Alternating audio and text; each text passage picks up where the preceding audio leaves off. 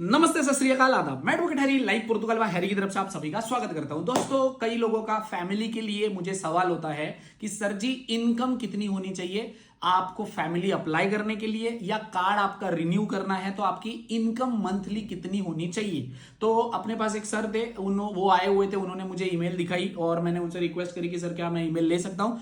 उस आईमा ऑफिसर ने या आयरन ऑफिसर ने उन्होंने ईमेल में लिख कर दिया है कि आपकी इनकम कितनी होनी चाहिए, जो कि मैं आज तक जितने भी लोग मिले मैं सभी लोगों को यही बताते आया हूं कि आपकी इतनी इनकम होनी चाहिए। और उसने एग्जैक्टली मुझे मेरी जो मैं बोलता हूं वही आपको करेक्ट करके बताया हुआ। मैं आपको शो कर देता हूं, ठीक है, देख लो।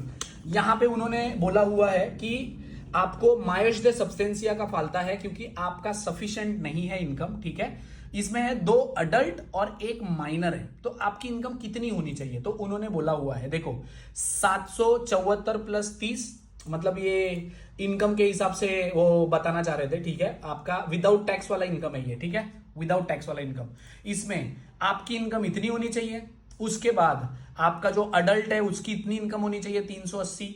उसके बाद मतलब अप्रोक्सीमेटली 400। इसका जो 50% है ये है अमाउंट, ठीक है। उसके बाद अगर आपका एक माइनर अमाउंट है, माइनर बंदा है, उसके लिए 232 ऐसी इनकम होनी चाहिए। तो कुल मिला के 2 अडल्ट और 1 माइनर बच्चे के लिए आपकी इनकम होनी चाहिए 1393 यूरो। इसका मतलब 1400 यूरो आपका इतना होना चाहिए। तो कुल मिला के जो आपकी इनकम बनती है, अगर आपके ऊपर कोई भी डिपेंडेंट है, 2 बंदे हैं, 3 बंदे हैं, 1 बंदा है, जैसा भी है आप कैलकुलेट कर सकते हो, ठीक है। इसमें उन्होंने इनकम विदाउट टैक्स दिखाई हुई है, इसके लिए मैं बता रहा हूं। इसका हाफ ये अमाउंट है 50% फर्स्ट, ठीक है। उसके बाद उसका 30% ये बंदा, ठीक है। तो इस हिसाब से उनकी इनकम होनी चाहिए 2 अडल्ट के लिए और 1 माइनर चिल्ड्रन के लिए। अगर आपके दोनों भी माइनर चिल्ड्रन है, 1 अडल्ट है, सेम ही फॉर्मेट लगना है। आपकी इनकम इसके आसपास होनी चाहिए।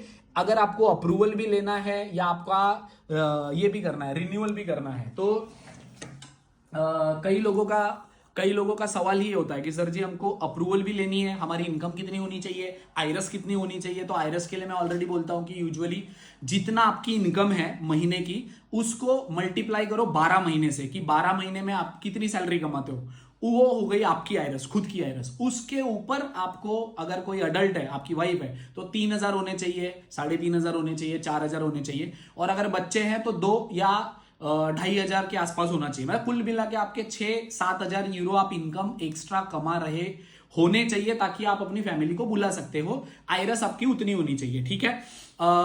बट अभी विदाउट टैक्स इन्होंने यहां पे लिख कर ही दिया है। मतलब जो चीजें आज तक मैं ऐसा बता रहा हूं लोगों को कि भाई ऐसा होता है, ऐसा होता है, ऐसा होता है, मानते नहीं है लोग, फिर भी देखो इन्होंने यहां पे लिख कर दिया हुआ है, ठीक है। तो कुल मिला को 780 इनकम विदाउट टैक्स वाली, प्लस 390, मतलब ऑलमोस्ट 400 पकड़ लो, 700-800 का हाफ 50% एक अडल्ट के लिए। उसके बाद 30% आपका 232 यूरो बच्चे के लिए। इस हिसाब से आपकी इनकम होनी चाहिए। अगर आपकी इनकम नहीं है तो आपका कार्ड बच्चों का फैमिली का रिन्यूअल नहीं होगा।